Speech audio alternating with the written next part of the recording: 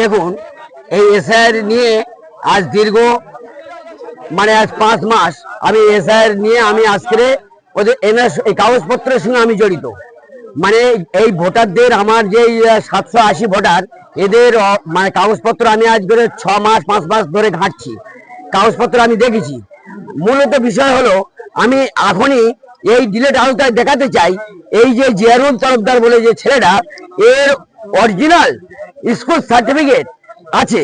এই যে জিয়ারুল তরফদার 277 নম্বর সিরিয়াল, এই ছেলেটার অত্যন্ত এরকম বলে কেন, অনেক এর মধ্যে খুঁজে খুঁজে আমি বার করতে পারি। কেননা আমি এই 5 মাস এই এসআই সম্বন্ধে জড়িত আমি আছি, সেই জন্য আমি এর মধ্যে আমি দেখাতে পারি এদের সার্টিফিকেট, অনেক বড়ি বড়ি সার্টিফিকেট আমাদের কাছে আছে। তাছাড়া আমাদের এই যে স্থানীয় ভোটার, এরা আমাদের আজকের থেকে নয়, আমরা আমরা 218 জন বাদ গিয়েছি। আমার 242 নম্বর বুথ, শঙ্করদহ 242 নম্বর বুথ। আমরা অঞ্চল হলো ভিতরদহ, মিনাখা। আমাদের এই অঞ্চলে আমার নাম হাবিবুর খাঁ। আমি মিনাখা থানা বাসিন্দা, ভিতরদহ পঞ্চায়েতের 242 নম্বর বুথের মানুষ।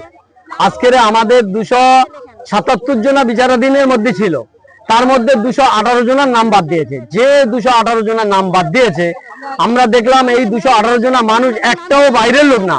আমরা আদিও 3-4 পিঢ়ি আমরা এখানকার বাসিন্দা। 200 থেকে 250 বছর আমার বাপদাদা 14 পুরুষ কেটে গেছে, আমাদের সব ডকুমেন্টস দিয়েছি।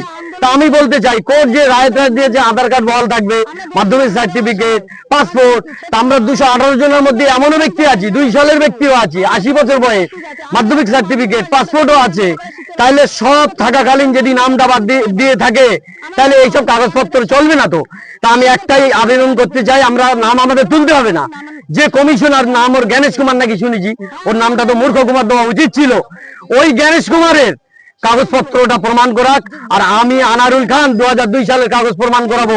আমার কাগজ যদি খারাপ হয় আর ওর কাগজটা প্রমাণ করা, কার কাগজটা ভালো সেইটা দেখবো। যদি সত্যিকারে আমার কাগজ খারাপ হয়ে থাকে, সব নামটা বাদ দেখ। আর নাচের এই নির্বাচন কমিশনারকে আমাদের নামটাকে তুলতে হবে, আগামী বৃহত্তম আন্দোলনে আমরা লাভবো।